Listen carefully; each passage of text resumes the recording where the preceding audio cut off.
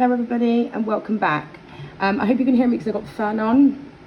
So I hope you can hear me. It's very hot in England today. I hope everyone's having a lovely day. So today, this quick message is going to be for somebody who I'm picking up on. This person has recently stopped some kind of addiction.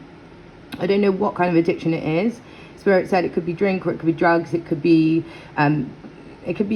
too much sugar, it could be going to the gym too much. There's some sort of an addiction that somebody has, okay? Spirit showed me, like, on this person's walk, they see lots and lots of suitors. I don't think that this person actually realizes how many people actually really, truly like this person. This person could just genuinely, I don't know if you walk to the shops or you're walking to the gym. I don't know where this person's walking to. Maybe you're just walking your dog or just out somewhere walking. But I see this person I don't think this person sees how many people look at them when they walk past. It's kind of like as they walk past, someone looks and they watch this person walk up and down wherever this road is, this gym is, this workplace is. There's something that someone's walking down and there's a lot of suitors. Now, Spirit wants me to talk to this person because they have come off of an addiction. And it really doesn't matter what addiction you have. There's so many addictions in the world. Mine was a recovering alcoholic. So that's my addiction that I used to have, which I do not have anymore. Another person could have just addiction to drinking too much tea, eating too much. Or there's some sort of addiction that is, they've stopped, but there's no rush. That's the part of sobriety through any addiction, okay? Because sobriety can be not just through drink, through anything. But this is the time when you want to be healing yourself. You don't want to be going and giving other people trauma or bringing other people into your past trauma. You don't want any of that. You want to be completely... I don't believe anyone's completely healed, but I think you want to be completely confident in yourself that you know what you want and you know that you want the best. And just because somebody asks you on a date, that doesn't mean you have to go on a date. The amount of people I've said yes to, and then it came to the day and I just thought, no, not in, I just don't feel it. Also, you have to be looking at, like, when someone truly likes you, they're going to be there for you whenever you call them. And if they're not there, they're going to get someone else to help you. But if that person isn't there for you physically, mentally, emotionally, and it doesn't even matter about the financially, you should be able to do that for yourself. You shouldn't be looking at other people for your financial needs. But if that person isn't there emotionally for you, and like say you went through a tough time and that person hasn't reached out correctly, you don't have to... Spirit saying you don't have to let this man down nasty or this woman down nasty. It's about loving yourself and knowing what you're worth and knowing that 100 people could ask you on a date, but 100 of them could be losers. 100 of them might not actually go into your future of what you want for your future. You're living for today, but there's a future you want. And through sobriety, you change so much as a person. What I found, I don't know what your addiction is. I found, like, when I was a child, I used to just like taking off my shoes and like walking in nature and like hugging trees, picking flowers, just really innocent things. And when I was drinking, I never kind of remembered who I was. When I stopped drinking, it's taken nearly over a year just to find out who I truly am again, and also what I want, what I desire, and what I won't handle in my life. So there's lots of things in your sobriety you have to handle for yourself right now. Having a relationship with someone is only going to add baggage to you, and it is going to cause trauma in the end. Sometimes when you're going through sobriety, you feel so weak. Like, that's definitely something I felt, times when I felt weak.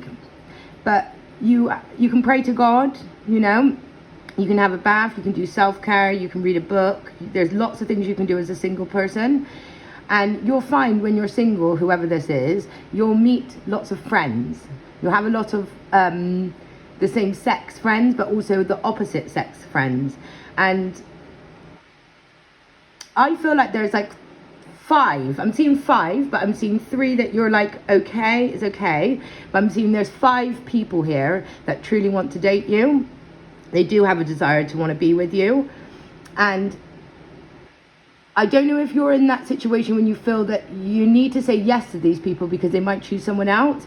But at the same time, if you just hang on a little bit, okay, if you're a female to another female, hang on, say no to that man and see how many people they get with after you. See how much they like you after. You'd be very surprised. A lot of men will ask you out and they will be dating someone else. And you'll feel that energy. It's not a consistent energy. It's not... it's kind of that energy when you have someone all in, tell you everything they love about you. You're beautiful. I want to have children with you. I find like there should be a relationship. Like, I've never met anyone like you. We connect. We're just like friends. You know, some sort of weird saying they will say to make you feel like you are connected to this person. But you mustn't go on what this person says. You must go on their actions. Because what has this person actually emotionally given you?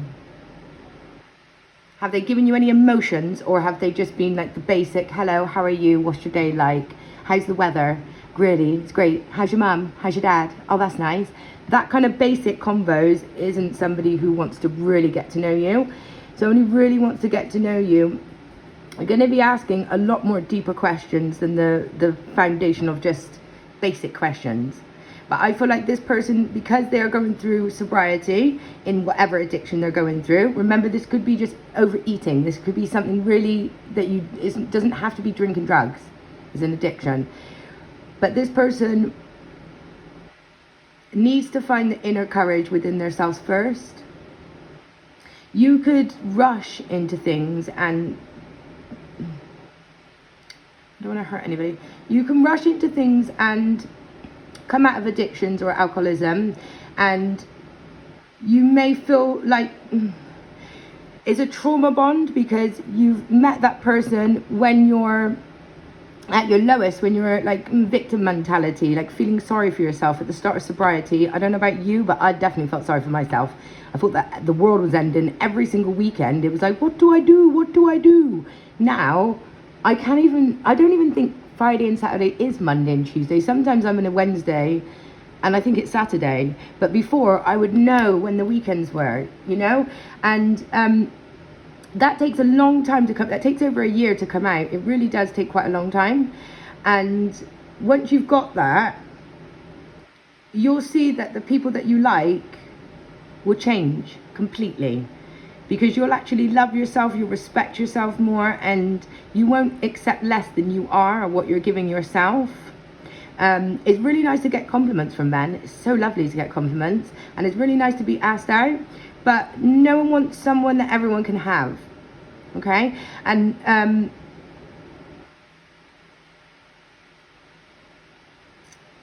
two of these men know each other. Out of these 5 men, 2 of them know each other.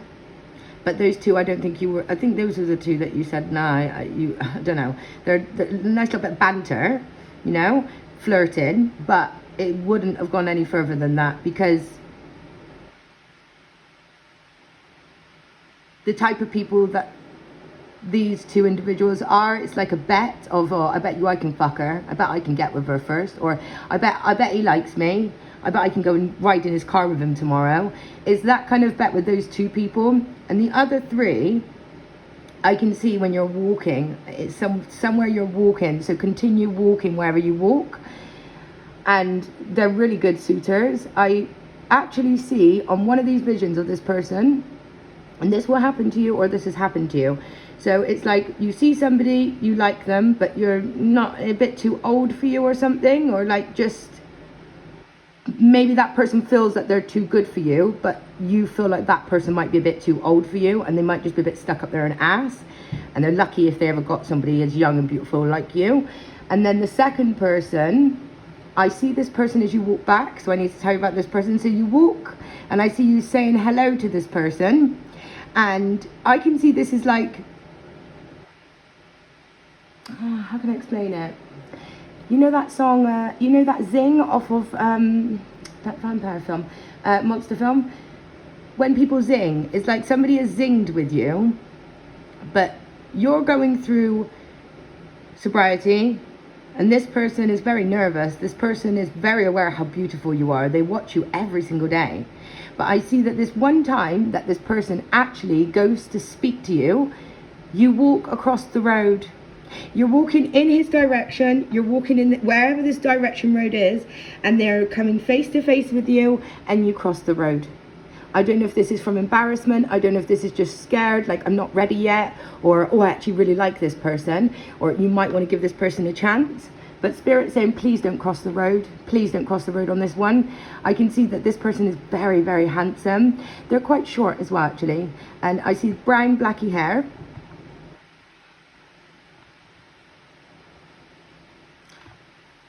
An olivey tanned kind of skin. Brown eyes.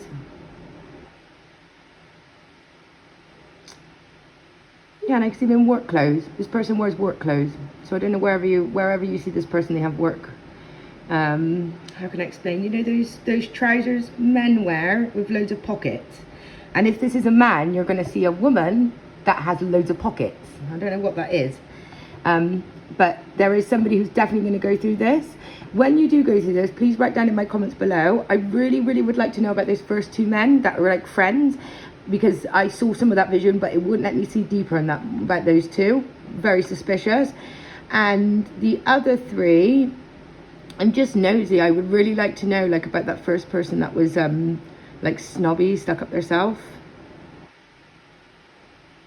I don't know if that person owns a business or something. I'm not sure why they're stuck up their ass. Very, very clean. That might be why they're stuck up their ass. Clean. Yeah, neat freak. So it's your choice. I'm not telling you who to date, but I'm just saying to you, wait, don't rush, never rush, okay? The best is always safe till last. It really, really is safe till last, because the person that is last is the person that actually wants to wait and look for the person that truly, really want them. And I can promise you this, okay? If you wait after addiction and you don't just go into this trauma-based relationship, and it is, well, one of those two friends, I can see that person's come in your house, so I don't know why they've come in your house, because I've just seen that now, but one of those people's come in your house and it's just, I don't know, they tried to touch you and that was why you don't like them. Gross. Yeah, I think you're going to make the right decision with this one. I really do. Work on yourself through this sobriety. It doesn't just get fixed in a day. You can't just sober up in a day. It's a work in progress. First, it's about letting go of whatever you're addicted to. And then after, it's about looking at how your body reacts to things. And also then after that, you want to be looking at your brain and how your brain is reacting. And work out with addictions that it's not really what you're addicted to. You just have an addictive personality. So you can change that to whatever you desire. You just have to turn it into something that's like a good habit, a good addiction. And that's your choice, what you actually really enjoy doing. But I think I just wanted to say that to somebody because I feel like somebody might feel overwhelmed with all of this attention you're getting from men or all this attention you're getting from women. But just wait, and the right one will be the one at the end. Spirit saying they want you to choose yourself. And I don't know if when you were drinking or you were doing drugs or you were eating or you were walking too much, going to the gym too much, cleaning too much, I don't know, working too much, some part of your addiction, I think you rushed. I think this person rushes when they're coming off an addiction. They rush to cling to somebody. They need someone to cling to, and that isn't what Spirit wants you to do. Spirit wants you to be so strong, and they want you to truly love yourself. If you cling to people straight away, you are only going to set off these addictions, and it's not going to be like a full-blown addiction. It's going to be like mistake, I'll try again next month, mistake, I'll try again next month, mistake. But Spirit is showing me you can do the same as me. You can do the whole year, you know. And when you're going through sobriety as a single person, if somebody annoys you or somebody makes you irritated because you're coming off of addictions, your energy is going to change a little bit and people are going to make you a bit irritated. But when you're single, you can be as irritated as you want. You really can. When you're in a relationship with someone, it's about the giving and the receiving. And you can't be frustrated and you can't have tantrums, or you can't have blips in this sobriety, because then that partner is going to see that you don't follow through. So why would they follow through with you in the future? You know, you want someone to follow through, and you want to be able to show the person the best version of you, not the worst version, and then say, oh, I've got to stay with this person because they had me when I was at my worst. No, you want to say, okay, I've messed up, I've had a few addictions. Okay, there's so many people in the world that have addictions, but you're actually trying to fix it. You're actually going to get help that makes you a better person. You're actually trying. So try harder on yourself and don't worry about these men. Just worry about yourself. I can just see, like, this sobriety is going to really shock you.